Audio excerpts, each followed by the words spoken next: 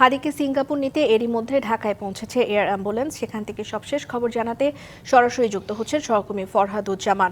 ফরহাদ, হাদিকে বহনকারী যেই এয়ার অ্যাম্বুলেন্সটি সেটি 1:30 নাগাদ ছেড়ে যেতে পারে এবং আপনাকে জানিয়ে রাখি যে মেডিকেল বোর্ডের বৈঠক হচ্ছে এই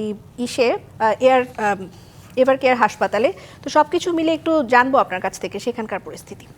ধন্যবাদ। আমরা জানতে পেরেছি 11:22 হাদিকে বহনকারী যে এয়ার অ্যাম্বুলেন্স সেটি ঢাকা শাহজালাল আন্তর্জাতিক বিমানবন্দরে পৌঁছেছে এবং এর মধ্যে আমরা এখানে যারা সেই হাসপাতাল অ্যাম্বুলেন্সটির সাথে একজন নার্সের সঙ্গে কথা হয়েছে, তিনিও কিছুক্ষণ আগে এসে আমরা এই মুহূর্তে রয়েছি 8 নম্বর গেটের সামনে। এই গেট দিয়েই হাদিকে নেওয়া হবে এবং এভার কেয়ার হাসপাতাল থেকে তাকে যে অ্যাম্বুলেন্স আসবে সেই অ্যাম্বুলেন্সটা কিন্তু এখান দিয়ে প্রবেশ করবে এবং এরপর কিন্তু তাকে এয়ার অ্যাম্বুলেন্সে তোলা হবে।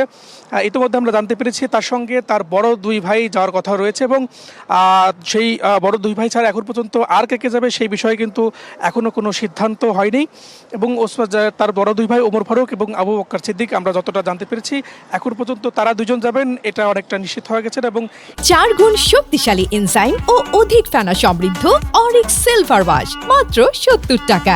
ইনকিলাব মঞ্চের সদস্য সচিব আব্দুল্লাল জাবের তিনি বিষয়টি নিশ্চিত করেছেন এবং এভার কেয়ার হাসপাতাল থেকে এয়ার অ্যাম্বুলেন্স যেটি যাবেন সেটি কিন্তু আইসিইউ সম্বলিত যে এয়ার অ্যাম্বুলেন্স সেই এয়ার অ্যাম্বুলেন্সেই কিন্তু সেই অ্যাম্বুলেন্সে কিন্তু আনা হবে এবং সেখানে অ্যাম্বুলেন্সে তোলা হবে এবং দুপুরের মধ্যেই পুরো প্রক্রিয়া কিন্তু শেষ হয়ে যাবে। এর আগে গতকাল সন্ধ্যায় প্রধান উপদেষ্টার প্রেস উইং থেকেও কিন্তু জানানো হয়েছিল যে তাকে সিঙ্গাপুর পাঠানো হবে এবং এই পুরো খরচটা কিন্তু রাষ্ট্রীয়ভাবে বহন করা হবে এবং আপনি জানেন যে গত শুক্রবার দুপুর 2:24 দিকে তাকে গুলি করা হয়। তারপর থেকেই কিন্তু ঢাকা মেডিকেল অপারেশন শেষে তাকে এভার কেয়ারে নেওয়া হয় এবং সেখানেই কিন্তু তিনি চিকিৎসাধীন রয়েছেন এবং যতটুকু জানি সেখানেও কিন্তু তিনি খুব ক্রিটিক্যাল অবস্থায় রয়েছেন, যার ফলশ্রুতিতে কিন্তু তাকে আজকে এয়ার অ্যাম্বুলেন্সে করে সিঙ্গাপুরে নেওয়া হবে। তো এখন পর্যন্ত আমার কাছে এই ছিল সর্বশেষ তথ্য।